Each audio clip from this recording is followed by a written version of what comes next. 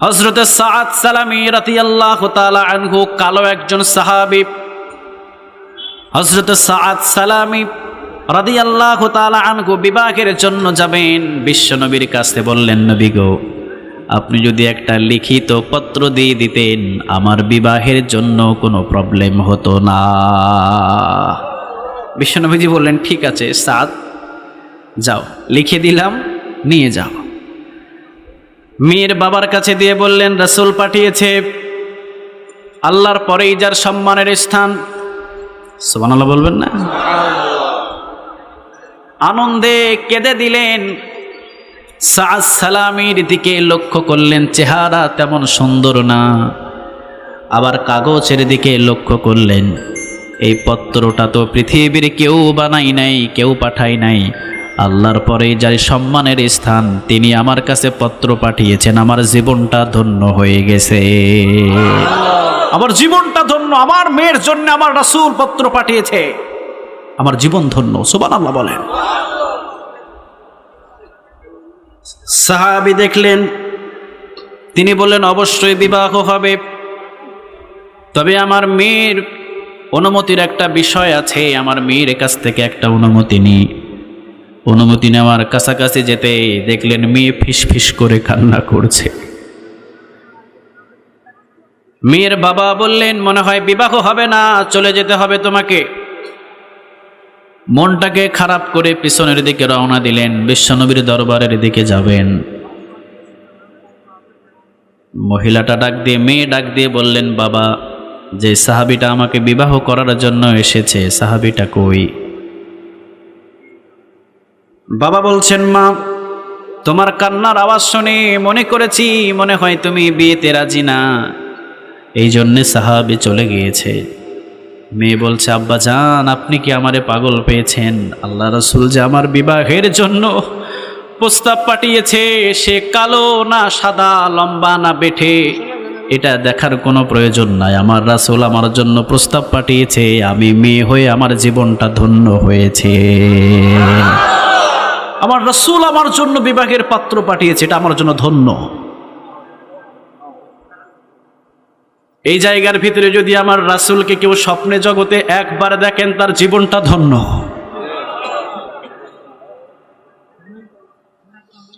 একবার যদি আমার রাসূলকে স্বপ্নের জগতে একবার দেখতে পান, আপনার জীবন ধন্য।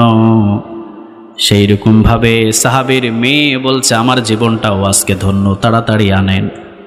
পিছন থেকে বাবা ডাক দিলেন, এই দিকে আসো, তোমার সাথে বিবাহের বন্দোবস্ত ওকে করলাম, যাও বিয়ের বাজার সব কিছু করে নিয়ে আসো। সাহাবী চলে গেলেন। সাআদ সালামী বিশ্বনবীর সামনে গিয়ে বললেন, ইয়া রাসূলুল্লাহ সাল্লাল্লাহু আলাইহি ওয়াসাল্লাম, 8 মাস হলো কালেমা পড়েছি। জোরে বলেন, কয় মাস? 8 মাস হলো কালেমা পড়েছি, কোনোদিন কর্ম করি নাই, নামাজের সাথে সংযুক্ত ছিলাম এবং কোরআন তেলাওয়াতের সাথে সংযুক্ত ছিলাম। নবী গো, হাতের ভিতরে একটাও টাকা নাই, টাকা দেন, বিবাহের বাজার করতে যাব। রাসূল বললেন, আমাকেই দিতে হবে। সাআদ সালামী বললেন, জি, আপনাকেই দিতে হবে, আপনি দেন। বিশ্বনবীজি কয়েকজনের কাছ থেকে কিছু টাকা দিয়ে বললেন, সাআদ সালামী যাও, বাজার করে নিয়ে তাড়াতাড়ি বিবাহের জন্য প্রস্তুতি নাও। বাজার করলেন। বাজার করে দোকান থেকে বাহির হতে কয়েকজন সাহাবীর সাথে দেখা। সাহাবী বলছে, সাআদ সালামী, কোথায় যাও তুমি? সাআদ সালামী বললেন, বিবাহের বাজার করেছি, রওনা দিচ্ছি বিবাহের জন্যে। সাহাবীরা বললেন, সাআদ সালামী, আমরা তো জিহাদের ময়দানে রওনা দিয়েছি, আমরা যাচ্ছি জিহাদের ময়দানে, তুমি যাচ্ছ বিবাহ করার জন্যে, কেমন জানি একটা তফাৎ দেখা যায়। ও সাআদ সালামী। সাআদ সালামী বললেন, একটু দেরি করো। বাজারটা আবার দোকানদাররে ফেরত দিয়ে বললেন, আমার শাড়ি লাগবে না, বিবাহের কোনো কাপড় চোপড় লাগবে না, যুদ্ধ করার জন্য একটা তরবারি আর একটা ঢাল আমারে হাদিয়া দাও। ইসলাম এত সোজা নয়। হযরত সাআদ সালামী বললেন, একটা তরবারি এবং একটা ঢাল আমারে হাদিয়া দাও, যদি দাম কম হয় যুদ্ধের ময়দান থেকে ফিরলে অবশ্যই এটা শোধ করে দেব, বললেন, লাগবে না, আপনি ঢাল এবং তরবারি নিয়ে যান। আপনি যতটুকু টাকার মাল কিনেছেন অর্থ কিছু টাকা পেয়ে যাবেন।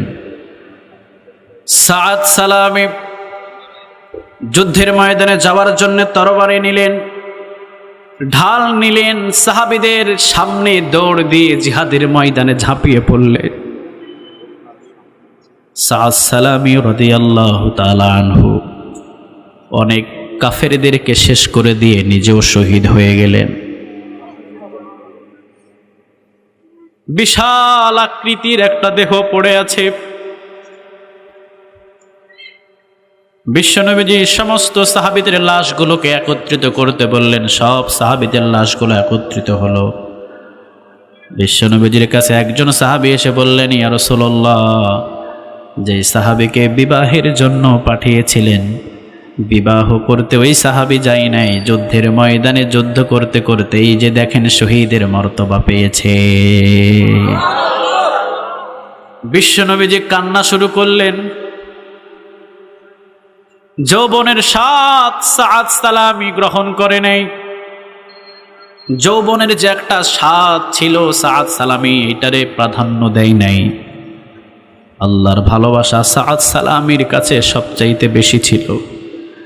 এই জন্য বিবাহের ভালোবাসাটা ফেলে দিয়ে যুদ্ধের ময়দানে যুদ্ধ করে শহীদ হয়েছে। কান্না শুরু করলেন নবী। নিয়ে যাওয়া হলো কবরস্থানের দিকে, কবর দেওয়া হবে, দাফন করা হবে। বিশ্বনবীজি কান্না করলেন, একটু পরে আবার মুস্কি হাসিও দিলেন। আবার আরেকটা পর চোখের ভিতরে ডান হাত দিয়ে চোখটাকে এইভাবে ফিরিয়ে নিলেন। একইভাবে তিনটা অভিনয় করলেন। জোরে বলেন কয়টা? আর জোরে বলতে হবে কয়টা? প্রথম নম্বর অভিনয়, বিশ্বনবীজি কান্না করলেন। দ্বিতীয় নম্বর মুস্কি একটা হাসিও দিলেন। তৃতীয় নম্বর চোখটাকে হাত দিয়ে এই দিকে ফিরিয়ে নিলেন। কিছু সাহাবী বললেন, ও নবী, একই সাথে মুহূর্তের ভিতরে তিনটা ভাব আপনার দেখলাম। প্রথম ভাবটা ছিল কান্না, দ্বিতীয় ভাবটা ছিল হাসি, তৃতীয় ভাবটা ছিল চোখের ভিতরে হাত দিয়ে আপনি চোখটাকে ফিরিয়ে নিলেন। বিশ্বনবীজি বললেন, আমি লক্ষ্য করেছি সাদ সালামের শহীদের নিজের বিবাহর বাজারটা বিক্রি করে তরবারি এবং ঢাল নিয়ে যুদ্ধের ময়দানে এসে শহীদ হয়েছে। কত কষ্ট পেয়েছি আমি। কান্না শুরু করলাম। একটু পরেই দেখলাম সাদ সালামের সমস্ত হুরগুলো এসে কেউ ডান হাত ধরে এই দিকে টানে, কেউ বাম হাত ধরে ওই দিকে টানে, কেউ কোমর ধরে পিছনের দিকে টানে, কেউ গর্দানটা ধরে ওই দিকে টানে। সব হুরগুলো টানাটানি শুরু করেছে। মুস্কে একটা হাসি দিয়ে দিলাম। ভাই, কোরআনের জন্য যদি জীবন দেন, সম্মান কখনো কমে না, সম্মান বাড়ায়া দেয় কে? সাদ সালামের হুরেরানি এই দিকে টান ওই দিকে টান, চতুর্দিকে টানাটানি করছেন। জিবরিল আলাইহিস সালাম আমাকে বললেন, ও নবী, সাদ সালামি দুনিয়ার ভিতরে একটা বিবাহ করতে পারে নাই, আল্লাহ রাব্বুল আলামিন দেরি করে নাই, সাদ সালামির সাথে মৃত্যুর পরেই হুরের সাথে দেখা করিয়ে দিয়েছে। আবু বকর যখনই শুনলেন আবু বকরের আল্লাহরে ফকির বলেছে, প্রতিদিন আবু বকর রে ফকির ফকির বলে গালি দেয়। আবু বকর সিদ্দিক রাদিয়াল্লাহু তাআলা আনহু কোনোদিন রাগান্বিত হয় নাই। আজকে যখন আবু বকরের আল্লাহরে ফকির বলে গালি দিয়েছে, আবু বকরকে রশি দিয়ে আর কখনো বেঁধে রাখা যাবে না। ঈমান কত বড় মজবুত। দৌড় দিয়ে কাফেরের বাচ্চারে ধরে গালের উপরে ঠাস করে একটা থাপ্পড় দিয়েছে। থাপ্পড়ের সাথে 5 আঙ্গুলের দাগ সাথে সাথে উঠেছে।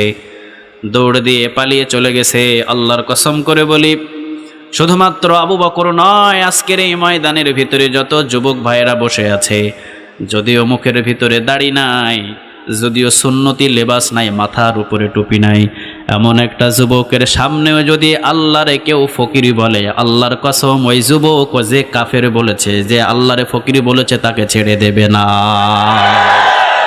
যদি ঈমান কম হতে পারে, দাড়ি না থাকতে পারে, মাথায় টুপি না থাকতে পারে, কিন্তু এই বাংলাদেশের যুবকেরা এত আল্লাহরে ভালোবাসে বেশি, এত রাসূলরে ভালোবাসে বেশি, হাজার বন্ধুত্ব, কিন্তু আল্লাহর বিপক্ষে কোনো কথা বললে ওই যুবক তাকে হাঁটতেও দেব না। চিল্লা বলো ঠিক কিনা?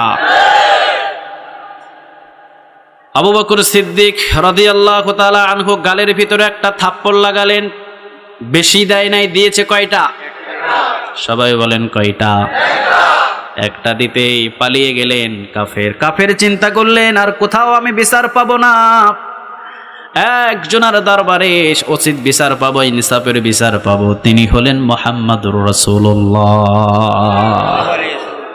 ওই দরবারে যদি বিচার দিতে পারি, ওই দরবারের বিচার কখনো আবু বকর কেউ সাপোর্ট করবে না, আমি কাফের কেউ সাপোর্ট করবে না, দেখবে দোষ কে করেছে, যার দোষ তাকেই মুহাম্মদ শাস্তি দিয়ে দেবে। সুবহানাল্লাহ বলবেন না? রাসূল কখনো পাশের বন্ধু দেখে খাতির করে না, রাসূল কখনো চেহারার দিকে নজর করে বিচারের রায় দেয় না, রাসূল একদিকে লক্ষ্য করে রায় দেয়। বলেন তো কিতাবের নামটা কি? রাসূল এটার দিকে নজর করে। সুবহানাল্লাহ বলবেন না? নিজের দলীয় লোক বলে 7 খুন মাপ, অন্য দলীয় লোক 5 ওয়াক্ত নামাজি, তাহাজ্জুদ গুজার, দিনদার, ইমানদার, পরহেজগার, এরপরও রিমান্ড। এইটারে কখনো ইনসাফের বিচার বলে না। বিশ্বনবীদের সামনে কুরাইশ বংশের একজন মহিলা চুরি করে বিচার এলো রাসূল করিম সাল্লাল্লাহু আলাইহি ওয়াসাল্লাম। রাসূলের সামনে বিচার আসার সাথে সাথেই বললেন, চুরি করেছে, হাত দুইটা এই মুহূর্তে কেটে দাও। এই আইনটা পৃথিবীর কারণে, বলেন তো আইনটা কার? চুরি করেছে, হাত দুইটা কেটে দাও। আজকে যদি চুরির বিচার বাংলার জমিনের ভিতরে থাকতো, অক্সফোর্ডে, লন্ডনে সাধারণ বাংলাদেশের প্রেসিডেন্ট হয়ে বাড়ি কখনো বানাইতে পারতো না। হাত কাটার যদি বিচার আমার বাংলার জমিনে থাকতো, বাংলাদেশের টাকা বিদেশ ব্যাংকে কখনো জমা করার সাহস করতো না। যারা এই টাকাগুলো পাচার করে, রিকশাওয়ালার টাকারও ভাগ ওই টাকায় আছে না নাই? আমার টাকা, আপনার টাকা, আমাদের প্রত্যেকের ট্যাক্সের টাকা যারা চুরি করেছে, যদি হাত কাটার আইন এই বাংলার জমিনে থাকতো, একটা চোরের হাত যদি বাইতুল মুকাররমে স্কয়ারের ভিতরে কেটে দেওয়া হতো, ওয়াল্লাহি আল্লাহর কসম করে বলি, বাংলাদেশের ভিতরে দ্বিতীয় দিন থেকে একটা চোর খুঁজে পাওয়া যেত না। একটা চোর আপনি খুঁজে পেতেন না। কুরাইশ বংশের মহিলা চুরি করলো, সাথে সাথে বিশ্বনবী বললেন, হাত কেটে দাও।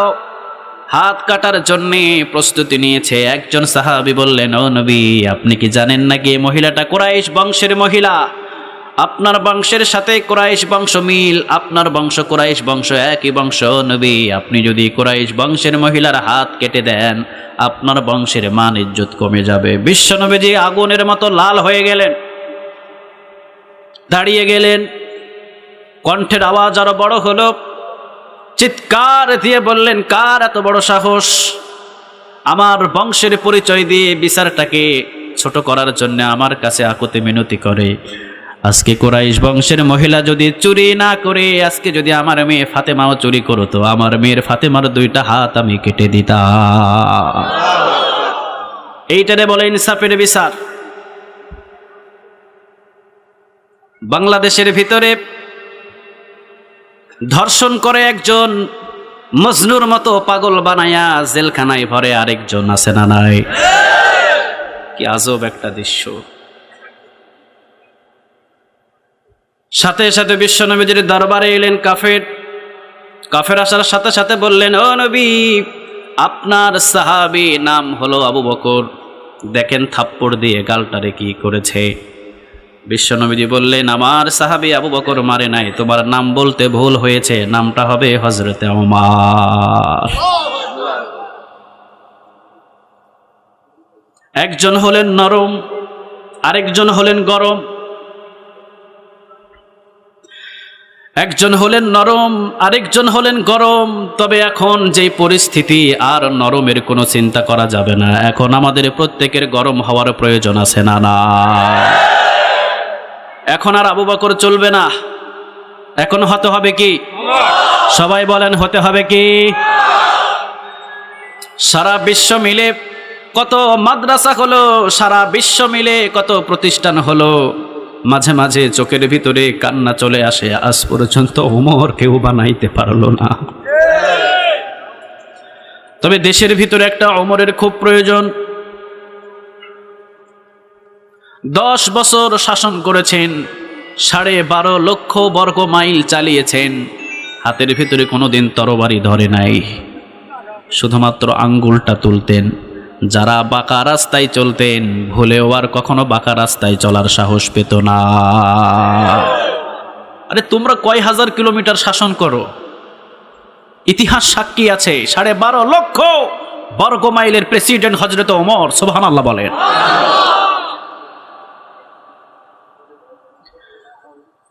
যে ওমর রাস্তা দিয়ে হাঁটতেন, বিশ্বনবীজি বলতেন আমার একজন সাহাবী আছে, নাম হলেন হযরত ওমর রাদিয়াল্লাহু তাআলা আনহু। আমার একজন নরম সাহাবী, আরহামু উম্মতি বি উম্মতি আবু বকর।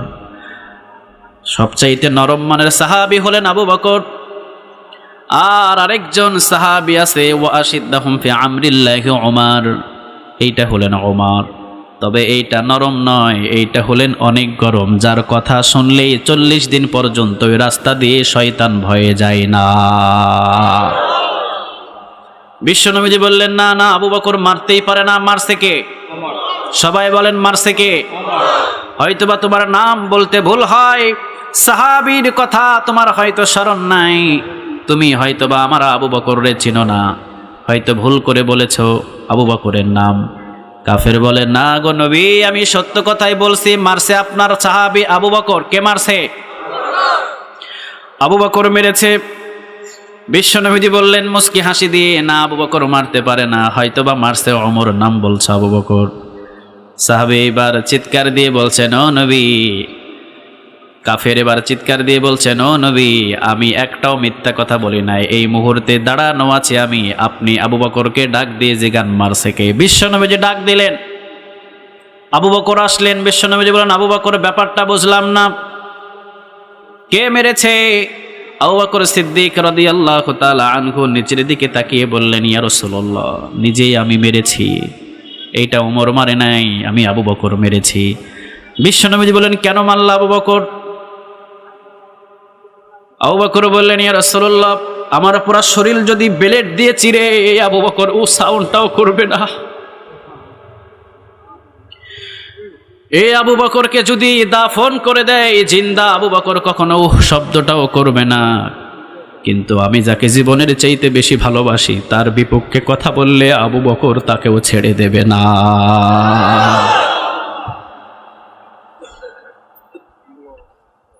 সাথে সাথে বিশ্বনবীজি বললেন ঘটনাটা বিশ্লেষণ করো, আবু বকর কি হয়েছে?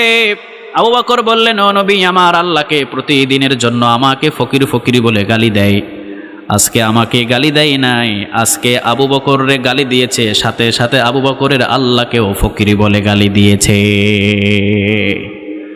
আমারে তো ফকির বলেছে, আবার আমার আল্লাহকেও ফকির বলেছে, আমি ছাড়তে মনে চাই নাই, একটা লাগিয়েছি ও নবী, এখনো পর্যন্ত দাফন করি নাই, তার ভাগ্য ভালো। বিশ্বনবীজি বললেন ইসলিসি আবু বকর, একটু শান্ত হও। কাফেরকে জিজ্ঞাসা করলেন তুমি আবু বকরের আল্লাহরে গালি দিলা কেন? কাফের বলে ও নবী, আমি আবু বকরের আল্লাহরে কোনো গালি দিই নাই। মনে রাখবেন জীবনে কোনোদিন কাফের সত্য কথা বলে না। যার কাছে কোরআন নাই, যার কাছে ইসলাম নাই, সে কখনো সত্য কথা বলতে পারে না। আজ পর্যন্ত বাংলার জমিনের ভিতরে অনেক সাজ সাজিয়েছে, অনেক ঘটনাগুলো সাজানোর চেষ্টা করেছে, কোরআন রেখেছে একজন। যখন পুরা বাংলাদেশের 16 কোটি মানুষ মিছিল আর মিটিং শুরু করেছে, সাথে সাথে সাজাইতে আর দেরি হয় না। জীবনে কখনো কাফেরকে বিশ্বাস করা যাবে না, যার কাছে কোরআন নাই তাকে বিশ্বাস করা যাবে না। কাফের নিজেই বলেছে, আবু বকর নিজেও ফকির, আবু বকরের আল্লাহও ফকির, কিন্তু এই জায়গায় এসে কাফের বলছে ও নবী এমন কথা আমি বলি নাই। বিশ্বনবীজি বললেন কি আবু বকর, এ তো এই কথা বলে নাই। আবু বকর বললেন ও নবী, আমি কি মিথ্যা কথা বলেছি? সত্য কথাই বললাম। সে সত্য বলেছে না, মিথ্যা বলছে নবী গো, সে অবশ্যই অবশ্যই আমাকে গালি দিয়েছে, আমার আল্লাহকে গালি দিয়েছে। বিশ্বনবীজি আবার বললেন, কাফের বলে না গালি দি নাই। তৃতীয়বার আবার জিগালেন, কাফের বলে না ও নবী গালি দি নাই। বিশ্বনবীও বিচার করেন, ইনসাফের বিচার, কাফেরকে জোরপূর্বক কোনো শাস্তিও দিতে পারে না। বললেন, আবু বকর এখন অবশ্যই অবশ্যই তুমি বলছো গালি দিয়েছে, কাফের বলছে গালি দেয় নাই, কিন্তু তুমি তাকে একটা থাপ্পড় দিয়েছো, তুমি আবু বকর স্বীকার করেছো।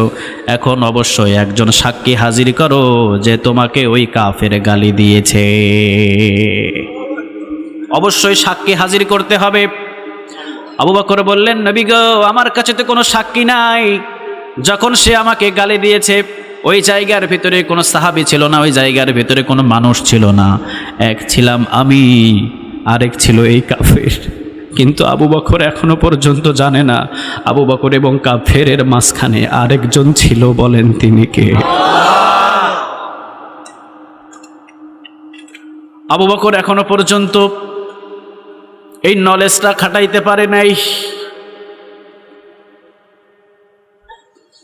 আবু বকর বলছেন, ও নবী, সে যখন আমাকে গালি দিয়েছে ওই জায়গার ভিতরে আর কেউ ছিল না, আমি ছিলাম এবং সে ছিল।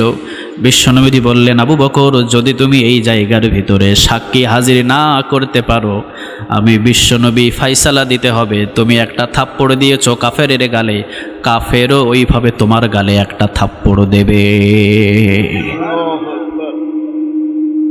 কার গালে থাপ্পড় পড়বে? বিশ্বনবীর সম্মানের পরেই যার সম্মানের স্থান, সুবহানাল্লাহ বলেন।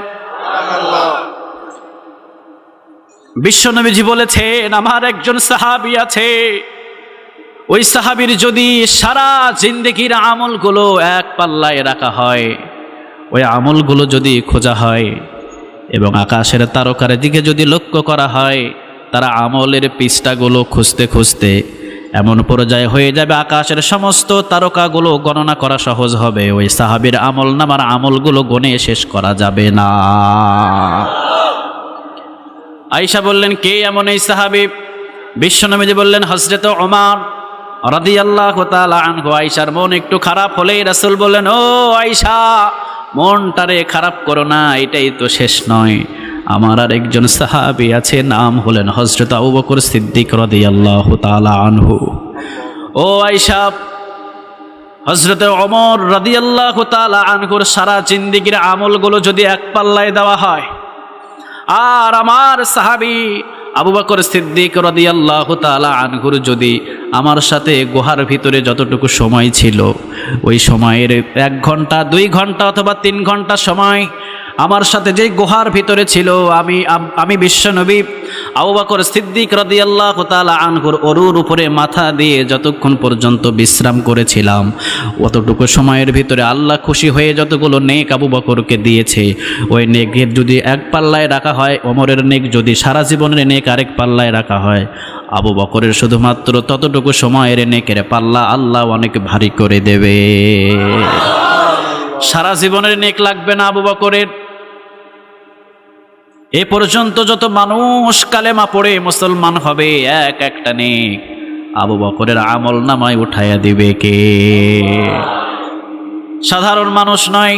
হযরত আবু বকর সিদ্দিক রাদিয়াল্লাহু তাআলা আনহু কোনো সাধারণ মানুষ নয়। বিশ্বনবী বললেন, আবু বকর, সাক্ষী যদি হাজির না করতে পারো, প্রস্তুতি নাও, এই মুহূর্তের ভিতরে প্রস্তুতি নাও, এই কাফেরটা তোমার গালের উপরে একটা থাপ্পড় দেবে। আবু বকর সিদ্দিক রাদিয়াল্লাহু তাআলা আনহু বিশ্বনবীর সামনে নরম নাকি গরম? সবাই বলেন, নরম নাকি গরম? সাহাবী নিজেও গরম, মানে আবু বকর নিজেও গরম, সব সময় নরম। শুধু গরম হয়েছিলেন একটা কাজের জন্যে, একজনকে ফকির বলেছে। বলেন তিনি কে? আরো জোরে বলেন তিনি কে? ওই আল্লাহ আবু বকরেরও আল্লাহ, ওই আল্লাহ মাহমুদুল হাসানেরও আল্লাহ, ওই আল্লাহ আজকের মাহফিলের সভাপতিরও আল্লাহ। আবু বকর যে জবান দিয়ে ডেকেছে, আমাদের জবানটাও এক, তবে গোলামি করার ভিতরে ব্যবধান আছে না? না, অনেক ব্যবধান, অনেক। হযরত আবু বকর সিদ্দিক রাদিয়াল্লাহু তাআলা আনহু বিশ্বনবীর সামনে বললেন, ও নবী, আপনি যেই ফয়সালা দিবেন এই ফায়সালা চুল পরিমাণ নড়ানোর ক্ষমতা আবু বকরের নাই। আপনি যদি বলেন ওই কাফের আমার গালে একটা না 10টা থাপ্পড় দেবে, আবু বকর সহ্য করতে রাজি। সুবহানাল্লাহ বাড়িতে গিয়া বললেন।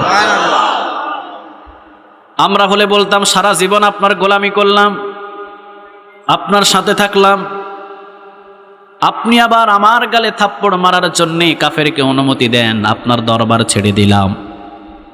কারণ আমরা তো হলাম রাগান্বিত। ও মিয়া, আল্লাহর প্রিয় হতে হলে রাগান্বিত দিয়ে হয় না, আল্লাহর প্রিয় হতে হলে ধৈর্যশীল হতে হয়, ধৈর্যশীল হতে হয়। ওমরের রাগ ছিল বেশি, কিন্তু ধৈর্য ছিল তার চাইতে বেশি। সুবহানাল্লাহ বলেন। হযরত আবু বকর সিদ্দিক রাদিয়াল্লাহু তাআলা আনহু বললেন, ও নবী, আপনি যদি যেই রায় দিবেন এই রায়টা অবশ্যই আমি মেনে নিতে রাজি, কোনো প্রবলেম নেই। বিশ্বনবীজি বললেন, যাও আবু বকরের গালে তুমিও একটা থাপ্পড় দাও। যেহেতু আবু বকর এখনো পর্যন্ত কোনো সাক্ষী হাজির করতে পারে নাই, কাফের তো আনন্দিতে নাচ দিয়ে আবু বকর সিদ্দিক রাদিয়াল্লাহু তাআলা আনহুর গালের উপরে থাপ্পড় মারার জন্য প্রস্তুতি নিয়েছে। ও মিয়া, আপনি যদি এক রাত আল্লাহকে জেগে জেগে গোলামি করেন, আল্লাহ 2 রাত আপনার জন্য অপেক্ষা করে বসে থাকে। আপনি এক হাত যদি আল্লাহর কাছে যান, আল্লাহ 2 হাত আপনার দিকে অগ্রসর হয়। আপনি যদি আল্লাহর কাছে একটা নিয়ামত চান, আল্লাহ বলে বান্দা 10টা নিয়ামত তোরে দান করে দিলাম। কারণ ওয়াইন তাউদ্দু নি'মাতাল্লাহি লা তুহসুহা, আল্লাহ বলে বান্দারে 10টা কেন, 10,000 নিয়ামত আমি আল্লাহ যদি তোরে দিই, এরপরেও আমার নিয়ামত গনে কোনোদিন শেষ করতে পারবি না। আবু বকরের গালে থাপ্পড় পড়বে, যদিও বিশ্বনবীজি সহ্য করতে পারছেন না, কিন্তু সাক্ষী তো নাই। ইনসাফের বিচার, কোরআন কখনো ব্যক্তির বিচার করে না, ঠিক কিনা? কোরআন হলো ইনসাফের বিচার করে, বিশ্বনবীজি ইনসাফের বিচার। কলিজার ভিতরে অনেক কষ্ট বিশ্বনবীর। আবু বকরের গালে থাপ্পড় পড়বে, আর একজন কাফের আবু বকরের গালে থাপ্পড় দেবে। হযরত ওমর রাদিয়াল্লাহু তাআলা আনহু রাগে গড়গড় করছে, কারণ ওমর রাদিয়াল্লাহু তাআলা আনহু অনেক রাগান্বিত মানুষ। এইরকম 10টা কাফের ওমরের কাছে কিছুই না। হযরত আলী রাদিয়াল্লাহু তাআলা আনহু নিচের দিকে তাকিয়ে আছেন, সব সাহাবীগুলো নিচের দিকে তাকিয়ে আছে, 1 পা 2 পা করে কোন রকম সাহস জগিয়ে জগিয়ে কাফের অগ্রসর হচ্ছেন, আবু বকরের গালে থাপ্পড় মারবে। এমনি সময় আল্লাহ রাব্বুল আলামিন বললেন, ও নবী, আবু বকরের সাক্ষীর প্রয়োজন। পৃথিবীর কোনো মানুষ যদিও আবু বকরের সাক্ষী নাই, নবী গো, আমি আল্লাহ রাব্বুল আলামিন আবু বকরের সাক্ষী দিয়ে দিলাম। লাকাদ সাদাকাল্লাহু কাওলাল্লাযীনা ক্বালু ইন্নাল্লাহা ফাকীর। নবী জান, আমি আল্লাহ রাব্বুল আলামিন আবু বকরের পক্ষে সাক্ষী দিয়ে দিলাম। নবী গো, এই কাফের সত্যি সত্যি আমি আল্লাহকে ফকির বলে গালি দিয়েছে। পৃথিবীর কোনো বন্ধু নয়, ওই মালিকরে বন্ধু বানান, পুরো জিন্দেগি আল্লাহ বদলিয়ে দেবে। পৃথিবীর কারো গোলামি নয়, কোনো নেতার গোলামি নয়, কোনো মন্ত্রীর গোলামি নয়, কোনো প্রেসিডেন্টের গোলামি নয়। গোলামি করতে হবে একজন, আর বলেন তিনি কে? তার গোলামি করতে করতে যদি জীবনটা চলে যায়, এই জীবন যায় না, মনে করেন যে সে সফল। তার মতো সফল আর কেউ নাই। এই কোরআনের জন্য 1 ফোঁটা রক্ত ঝরাবেন, আপনি সফল। এই কোরআনের জন্য আপনার টাচ হবে, আপনার সম্মান আর মর্যাদা বৃদ্ধি করে দিবে কে? আবু বকরের জীবনে কোনোদিন মালিক রে ভালোবেসে কখনো ঠকে নাই। আমি আর আপনিও যদি সেই আল্লাহর গোলামি করি, আমাদেরকেও ঠকাবে না কে? আওয়াজ দিয়ে বলেন কে? এই জন্য রাত যত গভীর হয়, সব দরজা বন্ধ হয়ে যায়, একজনের দরজা উন্মুক্ত হয়ে যায়। বলেন তো দরজাটা কার? একটু যদি রাত হয়ে যায়, আপনাদের কি কোনো কষ্ট হবে? কথা বলেন, কোনো কষ্ট হবে? সামিয়ানা থেকে বাহির হওয়ার আগে যদি সেইভাবে বসে থেকে আলোচনা শুনতে পারি, সামিয়ানা থেকে বাহির হওয়ার আগে পিছনের গুনাহগুলো মাফ করে দিবে কে? আবার যে আগামী বছর এই ময়দানে আসতে পারবো, কোনো গ্যারান্টি আছে? কথা বলেন, কোনো গ্যারান্টি আছে? নাই। এই কোরআনটা হলো সম্মানিত একটা কিতাব। ইন্নাহু লাকুরআনুন কারীম ফি কিতাবিম মাকনুন। অনেক সম্মানিত একটা কিতাব এই কোরআন। এই কোরআনটা যাকেই ধরে তার সম্মান বৃদ্ধি করে দেয়। সুবহানাল্লাহ বলবেন না? লন্ডনে যেতে পারে নাই মিজানুর রহমান আজহারি ভাই, বাইরের কান্ট্রিগুলোতে ঢুকতে পারছেন না তিনি। এতে মনে করেন না তার সম্মানটা কমছে, না, তার সম্মানটা দিন দিন উপরের দিকে উঠছে। সুবহানাল্লাহ বলবেন না? হাজারো মানুষ তাকে চিনছে, হাজারো মানুষ তাকে ফলো করছে। এই সম্মান দিন দিন কমে না, কারণ কোরআনটারে যে টাচ করে তার সম্মান মর্যাদা বাড়িয়ে দেয় কে? এই কোরআনটা এমন একটা কিতাব, একটা সম্মানিত একটা কিতাব, যে এই কোরআনটাকে ধরবে তার সম্মান বাড়বে না কমবে? সবাই বলতে হবে, বাড়বে না কমবে? আজকে আমরা একটা মহাব্বত, এই কোরআন, এই কোরআনের মহাব্বতে বসেছি, নাকি অন্য কোনো উদ্দেশ্য আছে? আপনাদের অন্য কোনো উদ্দেশ্য আছে? না, আমাদের কোনো উদ্দেশ্য নয়। আমাদের উদ্দেশ্য হলো এই কোরআন থেকে কিছু কথা শোনা, ঠিক কি না? তাহলে এই কোরআনটা হলো সম্মানিত কিতাব, সবার বিশ্বাস হয়? সবাই বলেন, বিশ্বাস হয়? এই কোরআনটা এমন সম্মানিত কিতাব, এই কোরআনটাকে কেউ গালি দিলে যার ভিতরে ঈমান আছে সে কখনো সহ্য করতে পারে না। সুবহানাল্লাহ বলবেন না? এই কোরআনের জন্যই বিশ্বনবীজি উহুদের প্রান্তে মার খেয়েছে। এই কোরআনের জন্য আমির হামজা জীবন দিয়েছে। এই কোরআনের জন্য খাব্বাবকে জীবন দিতে হয়েছে। এই কোরআনের জন্য খাব্বাবের কোমর জ্বলেছে, খুবাইবকে জীবন দিতে হয়েছে। এই কোরআনের জন্য সুমাইয়াকে জীবন দিতে হয়েছে। অতএব এই কোরআনের বিপক্ষে যদি বাংলার জমিনের ভিতরে কোনো নাস্তিক কথা বলে, 16 কোটি মুসলমান সেটা কখনো মেনে নেবে না।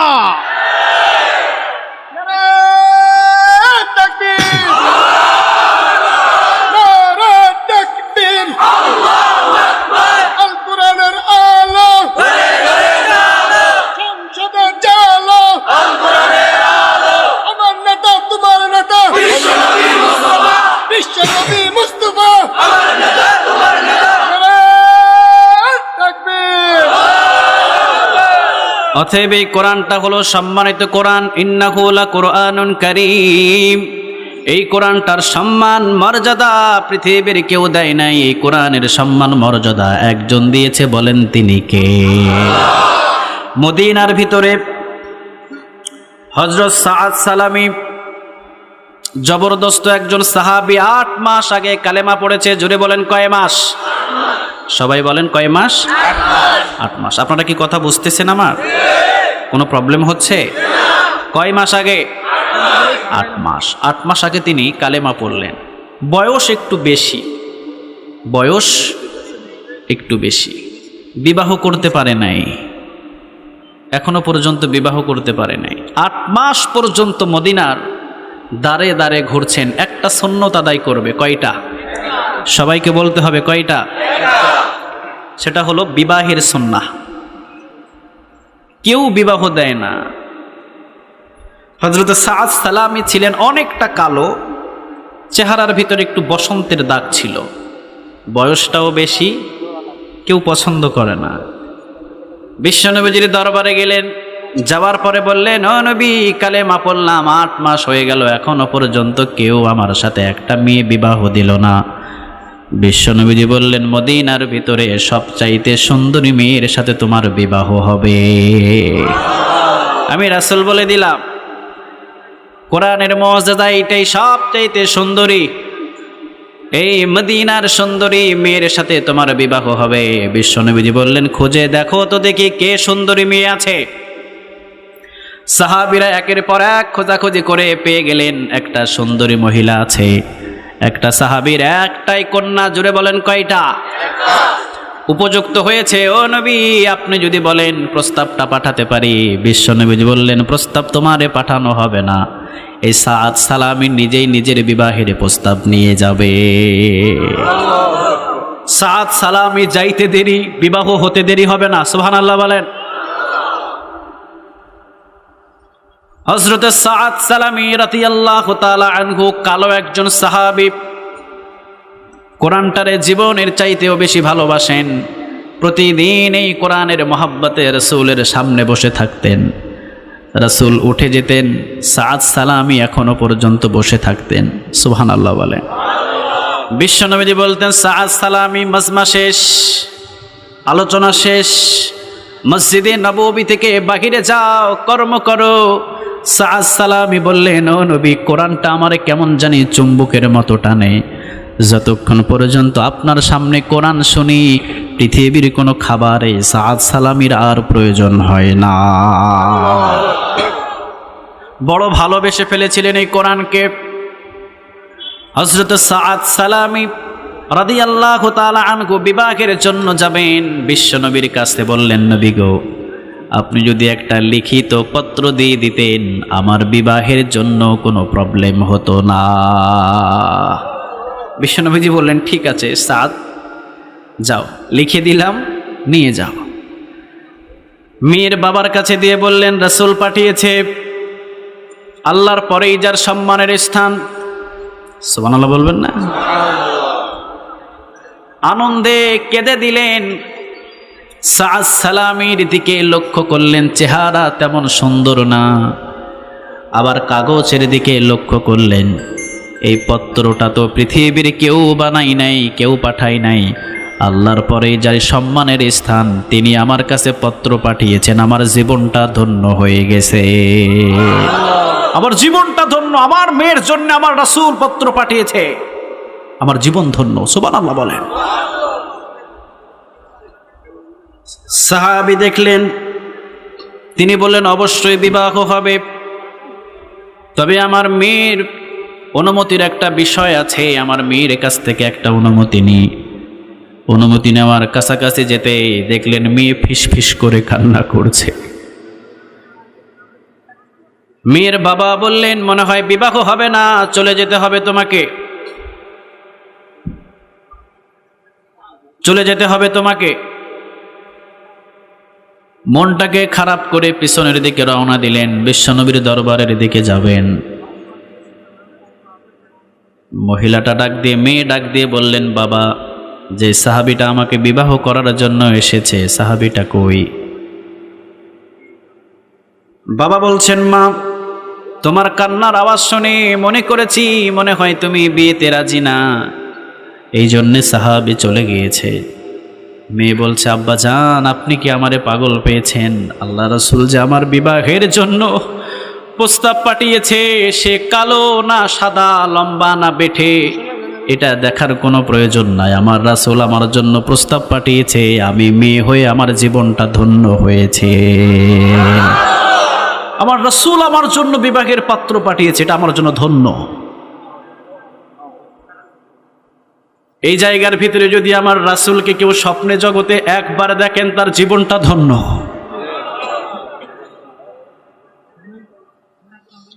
একবার যদি আমার রাসূলকে স্বপ্নের জগতে একবার দেখতে পান, আপনার জীবন ধন্য। সেই রকম ভাবে সাহাবীর মেয়ে বলছে, আমার জীবনটাও আজকে ধন্য, তাড়াতাড়ি আনেন। পিছন থেকে বাবা ডাক দিলেন, এই দিকে আসো, তোমার সাথে বিবাহের বন্দোবস্ত ওকে করলাম, যাও বিয়ের বাজার সব কিছু করে নিয়ে আসো। সাহাবী চলে গেলেন। সাদ সালামি বিশ্বনবীর সামনে গিয়ে বললেন, ইয়া রাসূলুল্লাহ সাল্লাল্লাহু আলাইহি ওয়াসাল্লাম, 8 মাস হলো কালেমা পড়েছি। জোরে বলেন, কয় মাস? 8 মাস হলো কালেমা পড়েছি, কোনোদিন কর্ম করি নাই, নামাজের সাথে সংযুক্ত ছিলাম এবং কোরআন তেলাওয়াতের সাথে সংযুক্ত ছিলাম। নবী গো, হাতের ভিতরে একটাও টাকা নাই, টাকা দেন, বিবাহের বাজার করতে যাব। রাসূল বললেন, আমাকেই দিতে হবে। সাদ সালামি বললেন, জি, আপনাকেই দিতে হবে, আপনি দেন।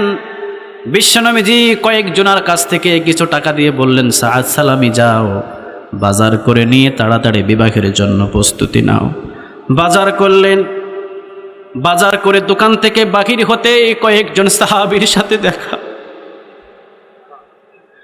সাহাবী বলছে, সাদ সালামি, কোথায় যাও তুমি? সাদ সালামি বললেন, বিবাহের বাজার করেছি,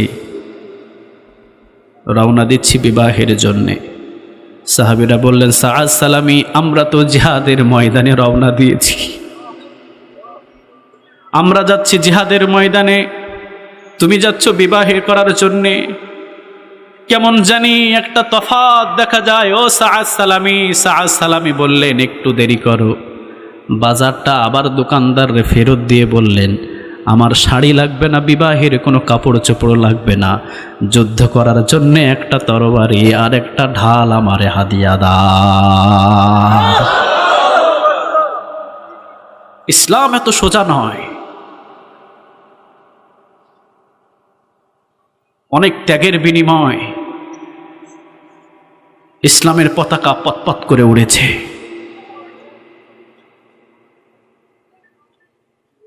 ফুল বিছানো রাস্তা দিয়ে কখনো ইসলাম হেঁটে হেঁটে আসে নাই, রক্তের বন্যা বয়ে এরপরে ইসলাম আপনার কাছে আমার কাছে পৌঁছেছে, ঠিক কিনা? হযরত সাআদ সালামি বললেন, একটা তরবারি এবং একটা ঢাল আমারে হাদিয়া দাও, যদি দাম কম হয় যুদ্ধের ময়দান থেকে ফিরিলে অবশ্যই এটা শোধ করে দেব। বললেন, লাগবে না, আপনি ঢাল এবং তরবারি নিয়ে যান, আপনি যতটুকু টাকার মাল কিনেছেন ঊর্ধ্বত কিছু টাকা পেয়ে যাবেন। সাআদ সালামি যুদ্ধের ময়দানে যাওয়ার জন্য তরবারি নিলেন, ঢাল নিলেন, সাহাবীদের সামনে দৌড় দিয়ে জিহাদের ময়দানে ঝাঁপিয়ে পড়লেন। সাআদ সালামি রাদিয়াল্লাহু তাআলা আনহু অনেক কাফেরদেরকে শেষ করে দিয়ে নিজেও শহীদ হয়ে গেলেন। বিশাল আকৃতির একটা দেহ পড়ে আছে। বিশ্বনবীজি সমস্ত সাহাবীদের লাশগুলোকে একত্রিত করতে বললেন, সব সাহাবীদের লাশগুলো একত্রিত হলো। বিশ্বনবীজির কাছে একজন সাহাবী এসে বললেন, ইয়া রাসূলুল্লাহ, যে সাহাবীকে বিবাহের জন্য পাঠিয়েছিলেন, বিবাহ করতে ওই সাহাবী যাই নাই, যুদ্ধের ময়দানে যুদ্ধ করতে করতে এই যে দেখেন শহীদের মর্তবা পেয়েছে। বিশ্বনবীজি কান্না শুরু করলেন। যৌবনের স্বাদ সাআদ সালামি গ্রহণ করে নেই, যৌবনের যে একটা স্বাদ ছিল সাআদ সালামি এটারে প্রাধান্য দেয় নাই। আল্লাহর ভালোবাসা সাআদ সালামির কাছে সবচাইতে বেশি ছিল, এই জন্য বিবাহের ভালোবাসাটা ফেলে দিয়ে যুদ্ধের ময়দানে যুদ্ধ করে শহীদ হয়েছে। কান্না শুরু করলেন নবী। নিয়ে যাওয়া হলো কবরস্থানের দিকে, কবর দেওয়া হবে, দাফন করা হবে। বিশ্বনবীজি কান্না করলেন, একটু পরে আবার মুস্কি হাসিও দিলেন, আবার আরেকটা পর চোখের ভিতরে ডান হাত দিয়ে চোখটাকে এইভাবে ফিরিয়ে নিলেন। একইভাবে তিনটা অভিনয় করলেন। জোরে বলেন কয়টা? আর জোরে বলতে হবে কয়টা? প্রথম নম্বর অভিনয়, বিশ্বনবীজি কান্না করলেন। দ্বিতীয় নাম্বার মুস্কি একটা হাসিও দিলেন। তৃতীয় নাম্বার চোখটাকে হাত দিয়ে এই দিকে ফিরিয়ে নিলেন। কিছু সাহাবী বললেন, ও নবী, একই সাথে মুহূর্তের ভিতরে তিনটা ভাব আপনার দেখলাম। প্রথম ভাবটা ছিল কান্না, দ্বিতীয় ভাবটা ছিল হাসি, তৃতীয় ভাবটা ছিল চোখের ভিতরে হাত দিয়ে আপনি চোখটাকে ফিরিয়ে নিলেন। বিশ্বনবী বললেন, আমি লক্ষ্য করেছি সাআদ সালামির শহীদের নিজের বিবাহর বাজারটা বিক্রি করে তরবারি এবং ঢাল নিয়ে যুদ্ধের ময়দানে এসে শহীদ হয়েছে। কত কষ্ট পেয়েছি আমি। কান্না শুরু করলাম। একটু পরেই দেখলাম সাআদ সালামির সমস্ত হুরগুলো এসে কেউ ডান হাত ধরে এই দিকে টানে, কেউ বাম হাত ধরে ওই দিকে টানে, কেউ কোমর ধরে পিছনের দিকে টানে, কেউ গর্দানটা ধরে ওই দিকে টানে। সব হুরগুলো টানাটানি শুরু করেছে। মুস্কি একটা হাসি দিয়ে দিলাম। ভাই, কোরআনের জন্য যদি জীবন দেন, সম্মান কখনো কমে না, সম্মান বাড়ায়া দেয় কে? সাআদ সালামির হুরেরানি এই দিকে টান ওই দিকে টান, চতুর্দিকে টানাটানি করছেন। জিবরিল আলাইহিস সালাম আমাকে বললেন, ও নবী, সাআদ সালামি দুনিয়ার ভিতরে একটা বিবাহ করতে পারে নাই, আল্লাহ রাব্বুল আলামিন দেরি করে নাই, সাআদ সালামির সাথে মৃত্যুর পরেই হুরের সাথে দেখা করিয়ে দিয়েছে। আল্লাহর প্রতি যখন এত ভালোবাসা, আল্লাহ নিজেও ভালোবাসা দেখালেন। বিশ্বনবীর সামনে সাহাবীরা বললেন, ও নবী, চোখটাকে ফিরাইয়া নিলেন কেন? বিশ্বনবীজি বললেন, যখন সাদ সালামিরে টানাটানি শুরু করেছে, একটা হুর পায়ের গোড়ালি আছে, গোড়ালি থেকে একটু উপরে যখন কাপড় উঠে গেছে, আমি বিশ্বনবীজির কাছে অনেকটা লজ্জা লেগেছে, চোখে অনেকটা লজ্জা পেয়েছি। চোখে লজ্জা পাওয়ার সাথে সাথে চোখটাকে টান দিয়ে ফিরিয়ে নিলাম। তিনটা কারণ হয়েছে। সাদ সালামের ঘটনাটার উদ্দেশ্য হলো, কোরআনের জন্য জীবন দিলে আল্লাহ কখনো ঠকায় না, বরং তাদেরকে জিতিয়ে দেয় কে? আজ পর্যন্ত যদি এই কোরআনের জন্য জীবন কেউ দেয়, আল্লাহ তাদেরকেও ঠকাবে না। চিল্লা বলো ঠিক কিনা? তাহলে এই কোরআনটাকে আমরা সবাই ভালোবাসতে রাজি? আওয়াজ দিয়ে বলতে হবে, সবাই ভালোবাসতে রাজি? এই কোরআনের জন্য যদি জীবন দিতে হয়, সবাই জীবন দিতে রাজি? আরো জোরে বলতে হবে, সবাই জীবন দিতে রাজি? দেখি কারা জীবন দিতে রাজি। লিল্লাহে তাকবীর, লিল্লাহে তাকবীর। হাত নামান, আল্লাহ তুমি কবুল কর। আরো জোরে বলেন আমিন। এই কোরআনের ভিতরে সূরা আছে কয়টা? সবাইরে বলতে হবে কয়টা? 114। এই কোরআনের ভিতরে সূরা আছে 114টা। আজকে আমরা কথা শুনবো 2 নম্বর সূরা থেকে। কয় নাম্বার? 2 নম্বর সূরা, সূরা আল বাকারার 255 নম্বর আয়াত থেকে। আচ্ছা, 255 যে আয়াতটা আছে, আয়াতটার নাম কেউ বলতে পারবেন কি? আয়াতুল কুরসি। আলহামদুলিল্লাহ বলেন। বিশ্বনবী একজন সাহাবীকে বললেন, সাহাবী, তোমার ধন সম্পদ কিরকম? সাহাবী বলছেন, আমার কিছু নাই, আমার কিছু নাই। বিশ্বনবী বললেন, সূরাতুল ফাতিহা জানো? সাহাবী বললেন, জি জানি। আসলে কিন্তু সাহাবীর বাড়িও নাই, গাড়িও নাই, টাকাও নাই, পয়সাও নাই, ধন সম্পদ কোনো কিছু নাই। কিন্তু বিশ্বনবী বললেন, তোমার যখন কিছু নাই, তখন বলো তো দেখি সূরাতুল ফাতিহা জানো? সাহাবী বললেন, জি জানি। দ্বিতীয়বার বললেন, বিশ্বনবী বলো তো দেখি সূরা ইখলাস জানো নাকি? সাহাবী বললেন, জি জানি। বিশ্বনবী বললেন, সূরা জিলজাল জানো নাকি? সাহাবী বললেন, জি জানি। সূরা কাফিরুন জানো নাকি? সাহাবী বললেন, জি জানি। বিশ্বনবী বললেন, বলো তো দেখি সূরা আল বাকারাতে আয়াতুল কুরসি আছে, এই আয়াতুল কুরসি জানো নাকি? সাহাবী বললেন, জি জানি। বিশ্বনবী বললেন, তোমার চাইতে ধনী এই মদিনার ভূমিতে আর কেউ না। একজন রিকশা চালক, তার কাছেও যদি কয়েকটা সূরা সহিশুদ্ধভাবে থাকে, আর একজন ধনী, তার কাছে যদি সূরাতুল ফাতিহা থেকে কয়েকটা সূরা না জানে, রিকশা চালক ওই ধনী লোকের চাইতে আরো ধনী। সুবহানাল্লাহ বলেন। সূরাতুল ফাতিহা বিশ্বনবী বললেন, একবার যদি পড়ো 15 পারা কোরআন তেলাওয়াতের নেক আল্লাহ আমলনামায় জমা করে দেবে। সাহাবীরে, যদি তুমি একবার সূরা ইখলাস পড়ো, 10 পারা কোরআন তেলাওয়াতের নেক আল্লাহ তোমার আমলনামায় জমা করে দেবে। একবার যদি সূরা জিলজাল, ইযা জুলজিলাতিল আরদু জিলজালাহা, একবার যদি এই সূরাটা তেলাওয়াত করো, 7.5 পারা কোরআন তেলাওয়াতের নেক আল্লাহ আমলনামায় জমা করে দেবে। 2 বার পড়লে 15 পারা, 3 বার পড়লে এবং 4 বার পড়লে 30 পারা কোরআন তেলাওয়াতের নেক আমলনামায় জমা করে দিবে কে? ইযা জাআ নাসরুল্লাহি ওয়াল ফাত, সূরা নাসর যদি একবার পড়ো, আল্লাহ রাব্বুল আলামিন তোমার আমলনামার ভিতরে 7.5 পারা কোরআন তেলাওয়াতের নেক লিখে দেবে। সর্বশেষ বললেন বিশ্বনবী, আয়াতুল কুরসি যদি একবার পড়ো, জোরে বলেন কয়বার? আরো জোরে বলতে হবে কয়বার? 15 পারা কোরআন তেলাওয়াতের নেক আল্লাহ আমলনামায় জমা করে দেবে।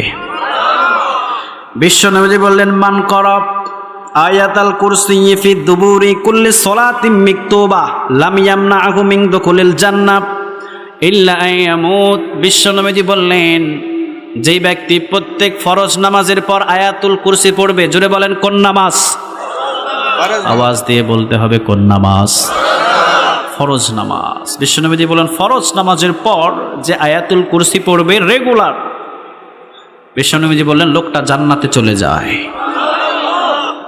আজ থেকে পড়বেন তো ইনশাআল্লাহ? সবাই তো বললেন না, সবাই পড়তে রাজি? প্রত্যেক ফরজ নামাজের পর যে আয়াতুল কুরসি পড়বে সোজা জান্নাতে চলে যায়। জোরে বলেন কোথায়? আরেকজন সাহাবী বললেন, ও নবী, কই জান্নাতে তো গেলাম না। বিশ্ব নবীজি বললেন, ইল্লা আইয়ামুত, মৃত্যুটা শুধুমাত্র বাধা হয়ে দাঁড়িয়ে আছে, লোকটা মরলে লোকটারে জান্নাত পর্যন্ত পৌঁছিয়ে দিবে কে? আরেকটা বর্ণনা বিশ্ব নবীজি বললেন, জান্নাত মানে অন্ধকার কবর। অন্ধকার কবর, এই যে অন্ধকার কবরের ভিতরে আমরা থাকবো, এই কবরটাই জান্নাত দিয়ে বাগান বানিয়ে দেবে কে? আল্লাহ। সবাই বলেন তো দেখি, কবরের আযাব আছে না নাই? দুই পাশ থেকে মাটি চাপ দিবে, এই চাপের সিস্টেম আছে না নাই? একটা ঘটনা শুনলে অবশ্যই বুঝতে পারবেন। হযরত সাদ ইবনে মুআজ রাদিয়াল্লাহু তাআলা আনহু মদিনাতে, কোথায় বলেন? মদিনাতে। আপনি বুঝতে পারবেন কত জবরদস্ত একজন সাহাবী, এরপরেও কবরের আযাব থেকে রক্ষা পাচ্ছে না। আপনি অবাক হয়ে যাবেন। হযরত সাদ ইবনে মুআজ রাদিয়াল্লাহু তাআলা আনহু তিনি ইন্তেকাল করলেন। বিশ্বনবীজি নিজে তারা জানাজার নামাজ পড়ালেন। সুবহানাল্লাহ, বাড়িতে গিয়ে বললেন। বিশ্বনবীজি নিজে জানাজার নামাজ পড়ালেন। জানাজার নামাজ পড়ানোর পর সাহাবীদেরকে বললেন, ছেড়ে দাও, কবর ছেড়ে দাও। বিশ্বনবীজি কবরে দাফন করার পর একটু পরে বিশ্বনবীজি বলতেন, কবরটা ছেড়ে দাও। আজকে বিশ্বনবীজি কবর ছেড়ে দিতে বললেন। সমস্ত সাহাবীগুলো নিজ নিজ বাড়ির দিকে যেতে চায়। বিশ্বনবীজি বললেন, না, যাওয়া যাবে না, একটু দাঁড়াও। সুবহানাল্লাহ নাই? কেন দাঁড়াতে বললেন? কি জন্যে বললেন? বিশ্বনবীজি বললেন, সবাই মিলে গুনগুন গুনগুন সুরে পড়ো সুবহানাল্লাহ। আবার বলেন, আরো জোরে বলেন। হাদিসটি বর্ণনাকারী বললেন, দীর্ঘ সময় পর্যন্ত সুবহানাল্লাহ সুবহানাল্লাহ সুবহানাল্লাহ সাহাবীরা এই কবরের পাশে দাঁড়িয়ে দাঁড়িয়ে পড়ছে। ফাসাব্বাহনা যাবানান তাবিলা, দীর্ঘ সময় পর্যন্ত সাহাবীরা সুবহানাল্লাহ পড়লেন। বিশ্বনবী বললেন, এবার পড়ো ফাহাল্লিলু লা ইলাহা ইল্লাল্লাহ। সমস্ত সাহাবীগুলো পড়া শুরু করলেন, লা ইলাহা। সবাই বলেন লা ইলাহা। দীর্ঘ সময় পর্যন্ত ফাহাল্লান্না যাবানান তাবিলা, দীর্ঘ সময় পর্যন্ত লা ইলাহা ইল্লাল্লাহ দীর্ঘ সময় পর্যন্ত পড়লেন। বিশ্বনবীজি বললেন, এবার পড়ো ফাকাব্বারু, আল্লাহু আকবার। সমস্ত সাহাবীগুলো দীর্ঘ সময় পর্যন্ত পড়লেন আল্লাহু আকবার। ফাকাব্বারনা যাবানান তাবিলা, দীর্ঘ সময় পর্যন্ত আল্লাহু আকবার আল্লাহু আকবার আল্লাহু আকবার দীর্ঘ সময় পর্যন্ত পড়লেন। বিশ্বনবীজি বললেন, ফাকাব্বারনা যাবানান তাবিলা আলা ফারজিউ, এবার সবাই চলে যাও। ও মিয়া, সুবহানাল্লাহ পড়ালেন দীর্ঘ সময়, লা ইলাহা ইল্লাল্লাহ পড়ালেন দীর্ঘ সময়, আল্লাহু আকবার পড়ালেন দীর্ঘ সময়, এখন বলছেন চলে যাও। এই জায়গার ভিতরে প্রশ্ন থাকে কি থাকে না? এতগুলো সাহাবীদেরকে দাফন করলাম, এতগুলো মানুষদেরকে দাফন করলাম, আজ পর্যন্ত কোনোদিন এই তিনটি তাসবিহ আমাদেরকে দিয়ে আপনি পড়ান নাই, আজকে কেন পড়ালেন? ও নবী, আজকে আমাদেরকে বলতে হবে। বিশ্বনবী বললেন, হযরত সাআদ ইবনে মুআজ রাদিয়াল্লাহু তাআলা আনহু অনেক মুরব্বী সাহাবী ছিলেন, আমি বিশ্বনবী অনেক সম্মান করতাম তাকে, কিন্তু তিনি যখন দুনিয়া থেকে বিদায় হয়ে গেলেন, আল্লাহ রাব্বুল আলামিনের আরশ পর্যন্ত তিনি বিদায় হওয়ার কারণে কেঁপে উঠেছে। ঘটনাটা আমি বলছি না, সময় নেই, শুধু এতটুকু জানেন, বিশ্বনবী বললেন, আমি জানাজার নামাজে দাঁড়ালাম। এই সাহাবীর ইন্তেকালে আল্লাহ রাব্বুল আলামিনের পক্ষ থেকে একজন দুইজন নয়, ৭০,০০০ ফেরেশতা জানাজার নামাজে পাঠিয়েছেন কে? যেই ফেরেশতাদের চাই তার কোনো নিষ্পাপ কেউ নাই। একজন দুইজন তিনজন নয়, ৭০,০০০ ফেরেশতা এসেছে জানাজার নামাজে। এরপরেও জানাজার নামাজে আসার পর এই সাহাবীকে যখন দাফন করা হয়েছে, দুই পাশের মাটি একটু একটু একটু করে চাপতে আসে। আল্লাহু আকবার। এত বড় জবরদস্ত সাহাবীর যদি এমন পরিস্থিতি হয়, আমার আর আপনার কি খবর? আমার আপনার কি খবর? যার মৃত্যুতে আল্লাহর আরশ কেঁপে উঠেছে, ৭০,০০০ ফেরেশতা যার জানাজার নামাজে হাজির হয়েছে, আল্লাহর পরেই যার সম্মান সেই নবী যেই জানাজার নামাজে হাজির, হাজার হাজার সাহাবী যেই জানাজার নামাজে হাজির, তাকে কবর চাপ দেওয়ার জন্য একটু একটু করে অগ্রসর হয়। বিশ্বনবীজি বললেন, ইন্নী আরা মা লা তারাউন, ইন্নী আরা মা লা তারাউন, ইন্নী আরা মা লা তারাউন। আমি বিশ্বনবী যা দেখি তোমরা কখনো দেখতে পারো? তোমাদের চোখে ওইগুলো দেখা যায় না। আমি রাসূল যা দেখি তোমরা দেখতে পাও না। আমি রাসূলের চোখে যেইগুলো দেখা যায় তোমরা অনেকটা ওইগুলো দেখো না। কিন্তু রাসূল কি গায়েব জানতেন? সবাই কয় না জানতেন। রাসূলের গায়েব জানার প্রয়োজনটা কি? 24 ঘন্টা যার সাথে সম্পর্ক। সুবহানাল্লাহ বলবেন না? 24 ঘন্টা যার সাথে সম্পর্ক, তিনি ঘুমান এরপরেও তার সাথে সম্পর্ক। সুবহানাল্লাহ বলেন। তার কি গায়েব জানা লাগে? কথা বলেন, লাগে? লাগে। এত বড় একজন জবরদস্ত সাহাবী, ৭০,০০০ ফেরেশতা, আল্লাহর আরশ পর্যন্ত কেঁপে উঠেছে যার মৃত্যুতে। বিশ্বনবী নিজেও তাকে মুরব্বী সাহাবী বলে সম্মান করতেন, কিন্তু কবর চাপ দেওয়ার জন্যে একটু একটু করে আগাইতে হয়। বিশ্বনবীজি বলেন, কবরের চাপটা বড় মারাত্মক চাপ। এক পাঁজরের হাড়গুলো এইভাবে আরেক পাঁজরে ঢুকিয়ে দেবে, কেউ সহ্য করতে পারবে না। ও ফাতিমা, আমি বিশ্বনবীর মেয়ে বলে অন্ধকার কবর তোমাকে ছেড়ে দেবে না। ও আলী, বিশ্বনবীর জামাই বলে কখনো মাপ পাবা না। ও আবু বকর, বিশ্বনবীর সাহাবী বলে কখনো মাপ পাবে না। ওমর, বিশ্বনবীর সাহাবী বলে কখনো মাপ পাবে না। আমল যদি ভালো হয়ে যায় কবর তোমাদেরকে হয়তোবা ছেড়ে দেবে, আর যদি আমল খারাপ হয়ে যায় অন্ধকার কবরটা জাহান্নামের টুকরা বানিয়ে দেবে কে? কিন্তু কবরের চাপটা বড় মারাত্মক। এত বড় জবরদস্ত একজন সাহাবী, এরপরেও সাহাবীকে ছাড়তে চায় না, দুই পাশ থেকে একটু একটু করে আসে। বিশ্বনবীজি বললেন, আমি দেখলাম দুই পার্শ্বে থেকে একটু একটু আসে, এই জন্য তোমাদেরকে ডাক দিয়ে বললাম সবাই পড়ো সুবহানাল্লাহ। যখন সুবহানাল্লাহ পড়া শুরু করলে চাপ দেওয়া থেকে এবার একটু একটু দূরে দূরে চলে যায়। সুবহানাল্লাহ নাই? যখন তোমরা সহ আমি বিশ্বনবী সহ আমার এই সাহাবীর জন্যে যখন অন্ধকার কবরের পাশে দাঁড়িয়ে দাঁড়িয়ে যখন পড়লাম সুবহানাল্লাহ সুবহানাল্লাহ, তখন এই কবরের চাপ দেওয়া তো দূরের কথা, এখন আস্তে আস্তে দূরে দূরে সরে যায়। একটু পরে আমি বললাম পড়ো লা ইলাহা ইল্লাল্লাহ।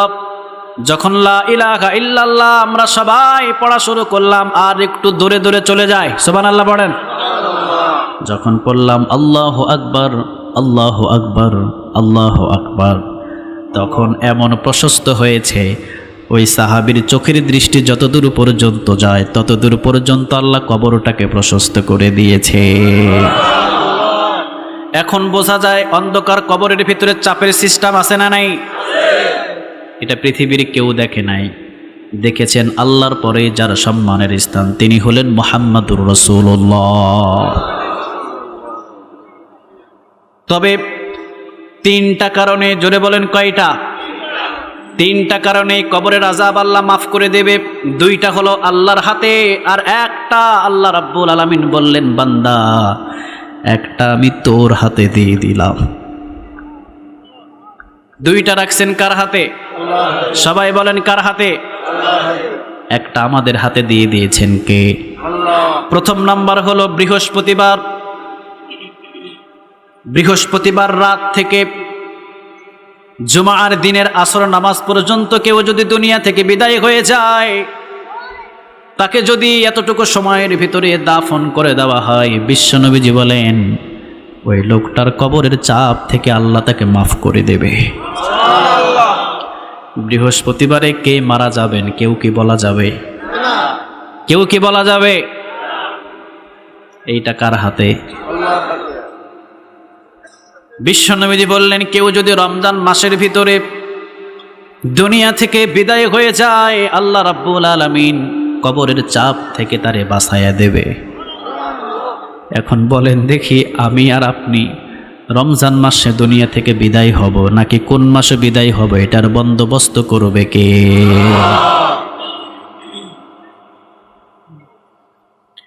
ইন্নাল্লাহা ইনদাহু ইলমুস সাআতি ওয়া ইউনাজ্জিলুল গায়থা ওয়া ইয়ালামু মা ফিল আরহাম ওয়া মা তাদরি নাফসুম মাযা তাকসিবু গাদা ওয়া মা তাদরি নাফসুম বিআইয়ি আরদিন তামুত। কথাটা কার?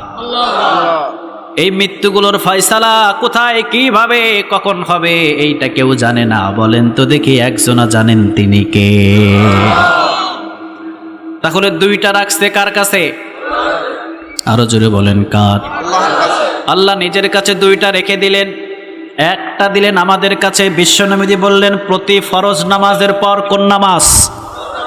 প্রত্যেক ফরজ নামাজের পর যদি অটোমেটিক আয়াতুল কুরসি মৃত্যু পর্যন্ত কোনো বান্দা পড়ে যায়, আল্লাহ রাব্বুল আলামিন এই অন্ধকার কবরের ভিতরে এই চাপ থেকে আমার আল্লাহ বাঁচিয়ে দেবে। আল্লাহু লা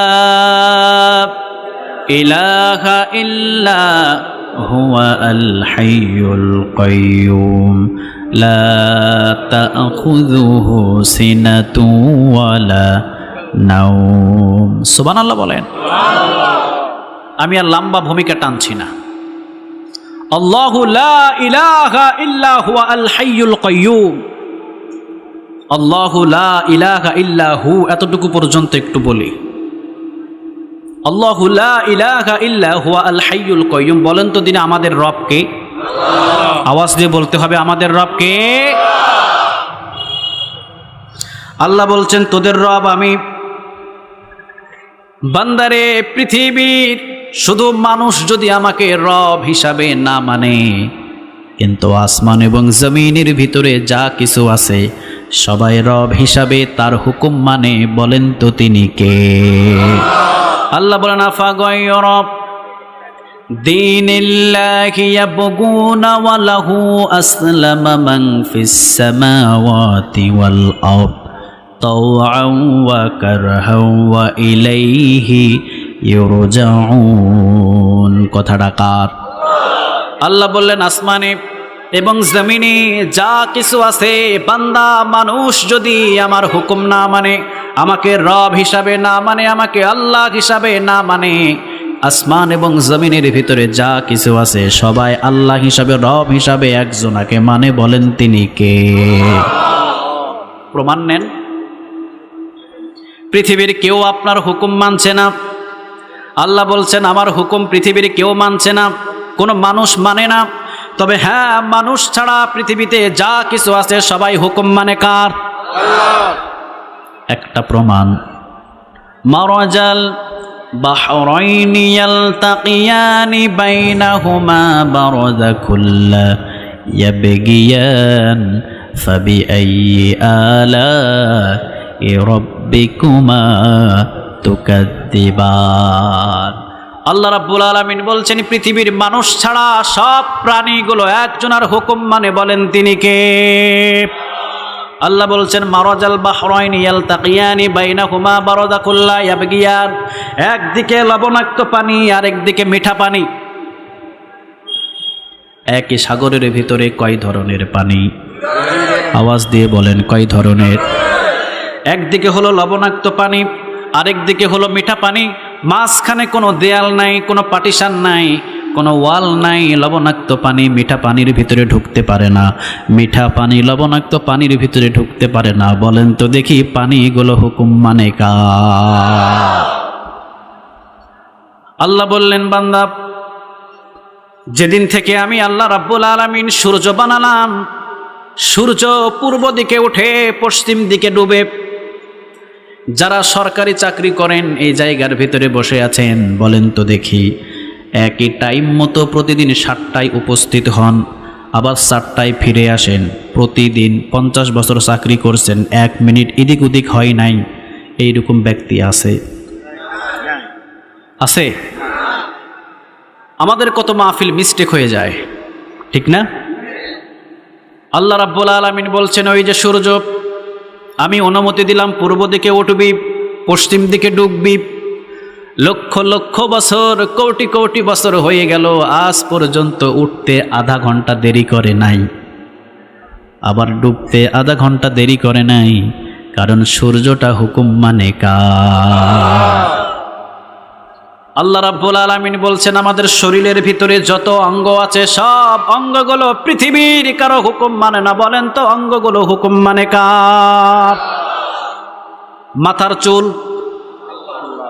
চোখের ভুরু, চোখের পাপড়ি, এই তিনটার বয়স এক, ঠিক কিনা? জন্ম নেওয়ার সময় মাথায় চুল ছিল কি ছিল না? ছিল, ছিল। চোখের ভুরু, চোখের পাপড়ি, বলেন তো দেখি এ পর্যন্ত যতদিন এমন জায়গায় দুনিয়ার ভিতরে ভ্রমণ করেছেন, কতবার যে মাথার চুল কেটেছেন, কোনো কি হিসাব আছে? স্টেজের ভিতরে কেউ হিসাব রাখছেন? মাথার চুল কতবার কাটছি, কোনো হিসাব আছে? চোখের ভুরু কয়দিন কাটছেন? কথা কন না জ্ঞান? চোখের পাপড়ি কয়দিন কাটছেন? বয়স তো এক। আল্লাহ রাব্বুল আলামিন বললেন, মাথার চুল তুই বড় হবি। বড় হওয়া শুরু হলো। আল্লাহ বললেন, যদিও চোখের পাপড়ি, চোখের ভুরু তোর চুল, কিন্তু তুই বড় হতে পারবি না, বান্দার বড় ক্ষতি হয়ে যাবে। চুলগুলো বলে, আল্লাহ আপনি হুকুম দিয়েছেন বড় হব না। 40 বছর 50 বছর পর্যন্ত মাথার চুল কাটার জন্য 1000 সেলুনে যাওয়া লাগে, চোখের পাপড়ি, চোখের ভুরু বড় হয় না। বলেন তো চুলগুলো হুকুম মানে কার? এই জন্য আল্লাহ রাব্বুল আলামিন বলছেন, বান্দারে বড় স্বার্থপর তোরা, বড় স্বার্থপর। পৃথিবীর সবগুলো আমার হুকুম মানে, শুধুমাত্র তুই আমার হুকুম মানিস না। আজান হয়, দোকানের ভিতরে বসে থাকে, আল্লাহরে সেজদা দিতে যায় না, আছে না নাই? নিয়ত করে বসে আছে, এখনো পর্যন্ত ফজর নামাজ পড়বো না, আছে নাকি এরকম নিয়ত? কথা বলেন, আছে? আছে। এইভাবে জীবন চলবে না। সাআদ সালামিরে আল্লাহ সম্মান এমনি এমনি দেয় নাই। সম্মান নিতে হলে কষ্টের প্রয়োজন আছে না? না, অনেক কষ্টের প্রয়োজন আছে, অনেক কষ্টের প্রয়োজন। তাহলে পৃথিবীর সব কিছু হুকুম মানে কার? কার হুকুম মানে? সবাই বলেন কার? আমরা যদিও আল্লাহু লা ইলাহা ইল্লা হুয়া আল হাইয়ুল কাইয়ুম, রব হিসাবে, আল্লাহ হিসাবে কিছু মানুষ আছে, আল্লাহরে মানি না, কিন্তু পৃথিবীতে যত কিছু আছে সবাই হুকুম মানে একজনের। বলেন তিনি কে? হুয়াল হাইয়ুল কাইয়ুম, তিনি চিরঞ্জীব, তিনি চিরস্থায়ী। মানুষের যৌবনটা হলো 3 ভাগে বিভক্ত। জোরে বলেন কয় ভাগ? শিশুকাল, যৌবনকাল, বৃদ্ধকাল। একই বয়সের মানুষ। যখন বয়স ছিল 30 বছর তখন শক্তি ছিল একরকম, এখন বয়স হয়েছে 90 বছর, শক্তি কি আগের মতো? কথা বলেন, শক্তি আগের মতো? যখন হয়ে যাবে 100 তখন বিছানা থেকে উঠতেও পারে না, ঠিক না? কেন রে ভাই? আল্লাহ বললেন, তোরা ক্ষমতার মালিক নয়, ক্ষমতার মালিক একজন। বলেন তিনি কে? আল্লাহ কি আমাদের মতো 3 কাল নিয়ে আসে? আল্লাহর কাল হইল কয়টা? সবাই বলেন কয়টা? আল্লাহ বলে, বান্দা মনে করিস না আমি বুড়া হয়ে গেছি, মনে করিস না আমি বৃদ্ধ, তোদের মতো 3টা কাল নিয়ে আমি আছি না। আমার কাল হলো একটা। আমি আগেও যেমন ছিলাম এখনো তেমন আছি, ভবিষ্যতেও ওই রকম থাকবেন একজন। তিনি কে? আল্লাহ বলছেন, আমি যে ফেরাউনকে শেষ করেছি, আমি যে নমরুদকে শেষ করেছি, এখন 90 নমরুদ, 90 ফেরাউন যে পৃথিবীর ভিতরে জন্ম নিয়েছে। মনে করিস না আমি যে শেষ করতে পারি না, এমনটা না। তবে আমি ধরি না, ধরি না, যদি একবার ধরি ইন্দুরের গর্ত খুঁজে পাবি না। ধরি না আমি, কিন্তু যখন একবার ধরবো ইন্দুরের গর্ত খুঁজে পাবি না। চিল্লা বলো ঠিক কিনা? মনে করিস না যে আমার বল পড়ে গেছে, শক্তি কমে গেছে, না। আমি এখন চোখে কম দেখি না, তোদের মতো মনে করিস না। আমি এমন চিরঞ্জীব, সবার মৃত্যু আছে, মৃত্যু নাই একজন, আর বলেন তিনি কে? এবার আল্লাহ রাব্বুল আলামিন বলছেন লা তাখুযুহু সিনাতু ওয়ালা নাওম। আল্লাহ বলছেন বান্দা তোদের ঘুমের প্রয়োজন আছে, কিন্তু একজনা বিন্দু মাত্র ঘুমায় না, তন্দ্রামিও নাই। বলেন তো তিনি কে? আমরা সবাই ঘুমাই না কে? আরো জোরে বলেন কে? আল্লাহ বলেন দুইটা কারণে আমি ঘুমাই না। জোরে বলেন কয়টা? মূসা আলাইহিস সালাম সবচাইতে আল্লাহর সাথে বেশি তর্ক বিতর্ক করতেন, সবচাইতে বেশি কথা বলতেন। ছোট বাচ্চার মতো আল্লাহ রাব্বুল আলামিনের কাছে আকুতি মিনতি করতেন, ও রব আপনি নাকি ঘুমান না, আপনারা নাকি ঘুম নাই এখনো পর্যন্ত, নাকি আপনি কোনোদিন ঘুমান না? কেন আপনি ঘুমান না? কেমনে আপনি থাকেন? প্রশ্ন আসে না? কথা বলেন, আসে? আরে আপনি ঘুমান না কেন? আপনি ঘুমান না, কি জন্য আপনি ঘুমান না? ব্যাপারটা কি? আল্লাহ রাব্বুল আলামিন বললেন কি জন্য ঘুমায় না? আসো দেখি। দুইটা গ্লাস অথবা একটা গ্লাস মূসা আলাইহিস সালামের হাতের ভিতরে ধরিয়ে দিলেন। বলেন তো দেখি ঘুম দেওয়ার মালিক একজন, তিনি কে? আলাম নাজআলিল আরদা মিহাদাও ওয়াল জিবালা আওতাদাও ওয়া খালাকনাকুম আজওয়াজা ওয়া জাআলনা নাওমাকুম সুবাতা। ঘুম পৃথিবীর কেউ দেয় না, ঘুম দেয় একজন, তিনি কে? আল্লাহ রাব্বুল আলামিন প্রত্যেকটা মানুষের ঘুম দেয়। 10 তলা flat, air condition, spray room, spray সবচাইতে জাসিম নরম এবং বক্স খাট। রাত্রে 3টা বেজে যায়, 10টা বড়ি খায়, এরপরেও তাকায় আছে, ঘুম হয় না। আছে না নাই? সারাদিন রিক্সা টানে, মোটা চালের আলু ভর্তা, পাতলা ডাল দিয়ে ভাত, দরজাও লাগায় নাই, ঘুমাইছে। মনে হয় ইঞ্জিল টাকেরও ফেল, টাটা গাড়ির ইঞ্জিলও ফেল, এমন লাখ ডাকানি ডাকায়।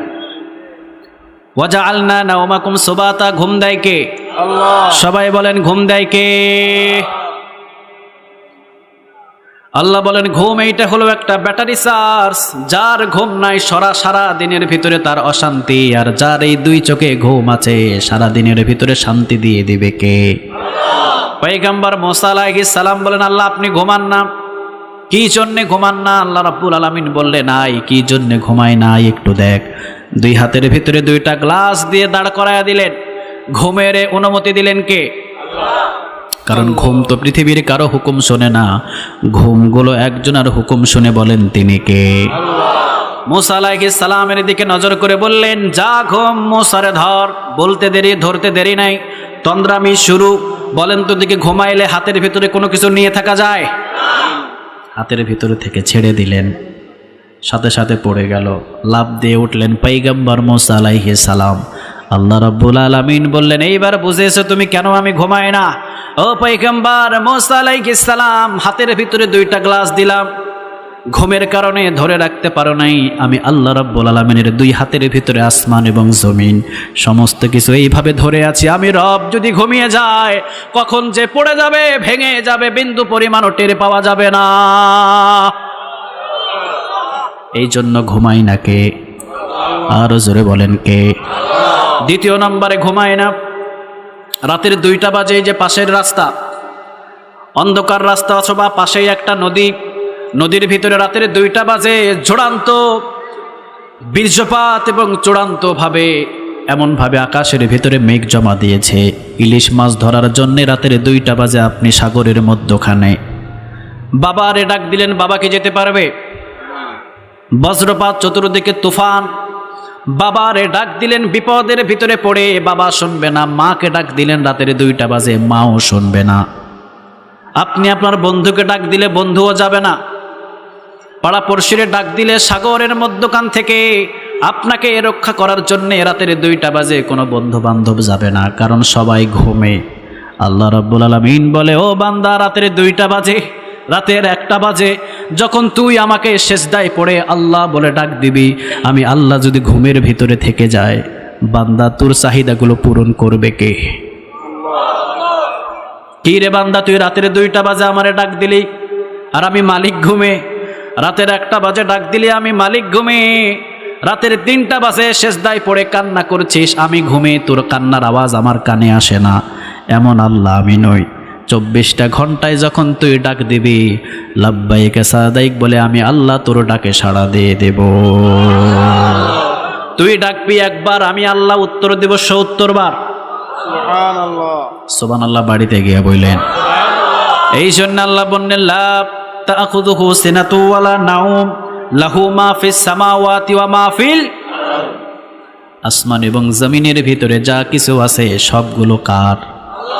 50 লক্ষ দিয়া টাকা 50 লক্ষ দিয়া জমিন কিনছেন, জমিন দলিল পাইছেন, পাওয়ার পরে বলেন এই জমিনটা আমার, আমার আসলে জমিনটা কার? বিবাহ করছেন, কাবিননামা করেছেন, এইবার বলেন এই বিবিটা আমার, আসলে বিবিটা কার? ছেলে একটা পাইছেন, মনে করেছেন ছেলেটা আপনার, আসলে ছেলেটা কার? ছেলে পাইছেন, ছেলের বয়স এখন 15 বছর, ছেলেরা যেখানে নিয়ে যায় জিগায় ছেলেটাকে, আপনি বলেন এই ছেলেটা আমার, সব জায়গায় বলে আমার আমার আমার।